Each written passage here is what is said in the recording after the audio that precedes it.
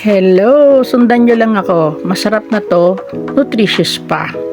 Ito po ang lingkod natin, Prezi TV 7663 para sa ating pinesang bangos. Siguro magtataka kayo ba't mamula-mula yung sabaw ng aking pinesang bangos?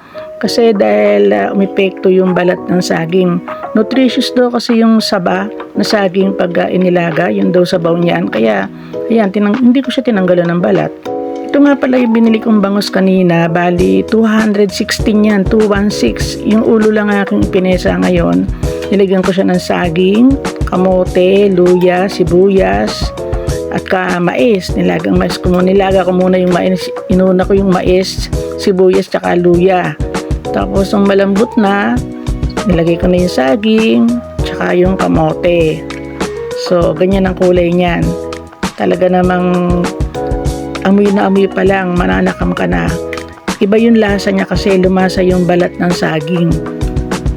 Alam niyo naman si Ate Prezi, mahilig mag-research sa mga pagkain katulad kung nagda-diet tsaka yung may diabetes. So, kailangan na try natin, di ba? Sundan niyo lang ako, masarap to. Hindi ko nga pala niluto buong bangos, bali ulo lang yung niluto ko kasi 216, ang laki-laki. Ano yan, dagupan daw yan. Kaya yung ibang gilit, hindi, doon nasa rep. Pagkatapos yung buntot, dinaing ko naman. Ito na nga. Oh, sarap na talaga.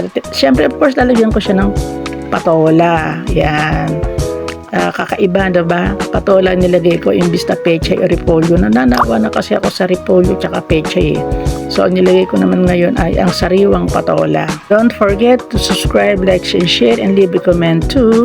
So, ayan. Luto na yung patola. Pwede nang kumain, pwede namang nanghalian, ano? Ay, naku, napakasarap ng aking ulam ngayong tanghalian. Bali, ako nga pala ay walang kanin, no rice kasi ako, kaya yan na lang ang kakainin ko, yung mga gulay, tsaka yung mga sahog niyan. Thank you for watching. See you on my next vlog. Bye-bye!